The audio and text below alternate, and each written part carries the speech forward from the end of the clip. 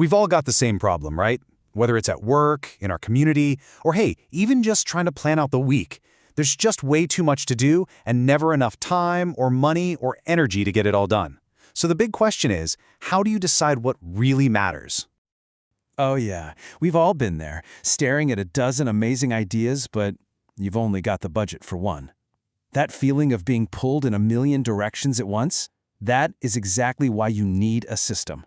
Look, this isn't about working harder. It's about working smarter. It's about focusing all that energy where it's going to have the biggest impact.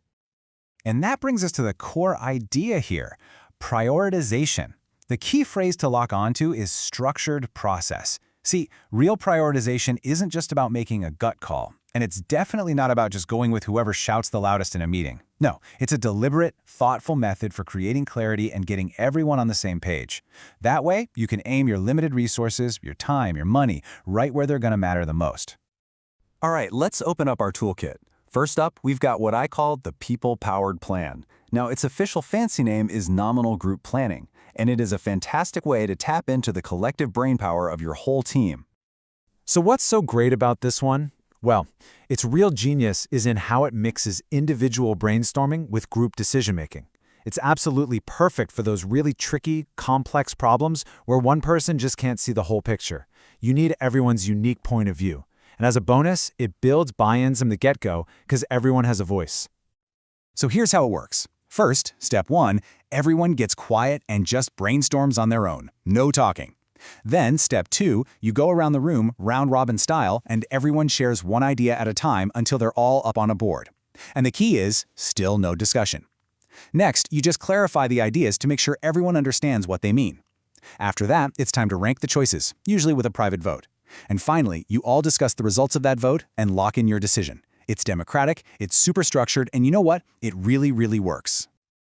Okay, so the people-powered plan is great, but what if opinions and gut feelings just aren't going to cut it? For those situations where you absolutely need objectivity. That's when we turn to our next set of tools, data-driven decisions.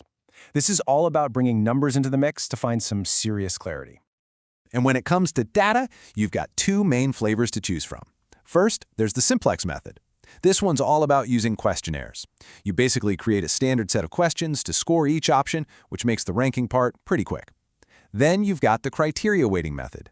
This one is a bit more involved, but super thorough. Here, the group first decides together on what the most important criteria are, things like cost or impact. Then you rank your options against that custom-made list. Okay, let's dive a little deeper into that criteria weighting method, because it's really powerful. Its magic is in a super simple formula that takes all those different opinions and turns them into a single objective number you can actually compare. And don't worry, the math is way easier than it sounds. So first things first, your group has to assign a criteria weight. This is basically you all deciding together, what do we care about most? For instance, maybe community impact is your absolute #1 priority. So you give that a weight of 5, the max score. But ease of implementation, yeah, that's important, but maybe not as important, so it gets a 3. Okay, got your weights? Good. Next up is the issue score. Now you take one of your actual ideas, let's say building a new park, and you score how well it meets that criterion. So for community impact, if everyone thinks this park is going to be a total game changer for the neighborhood, you might give it a high score, say an 8 out of 10. And here comes the easy part. You just multiply those two numbers together. Your criteria weight of 5 times your issue score of 8 gives you a significance level score of 40. You do this for every single option against every single one of your criteria. Add them all up, and whichever project has the highest total score, boom, that's your winner. It's a really clean, objective way to see what comes out on top. Now that data stuff is great, but let's be honest, it can take some time. So what if you don't need all that precision? What if you just need a decision, like right now? Well, for that, we've got our third tool in the kit, a quick, colorful vote. And this one is just as fun as it sounds. Seriously, you give everybody a few tokens or maybe some of those little colored dot stickers, and they just vote. They put their dots on their favorite ideas. It's simple, it's fast, and it injects a ton of energy into the room. You can do it totally open, or if you want, you can use a secret ballot. It's super flexible and works for pretty much any size group when you need a quick read of the room. Okay, So we've looked at a people-powered plan, a couple of data-driven methods, and a super fast, colorful vote. The big question now is, how do you pick the right one? Well, it all comes down to matching the method to your mission. But here's the thing. No matter which tool you pick, the real goal is the same. You're using a formalized technique, and it's that structure. That's the secret sauce that turns a messy, chaotic argument into an orderly and much more productive process. And this is really where the rubber meets the road. Let's break it down. The people-powered plan is amazing for getting everyone involved, but you gotta watch out for one or two dominant personalities taking over. The data-driven decisions, they're wonderfully objective, but you can get totally lost in the weeds if you make it too complicated. And that quick, colorful vote, it's a blast, it's fast, but it's not very nuanced, and if you do it out in the open, people can easily influence each other's votes.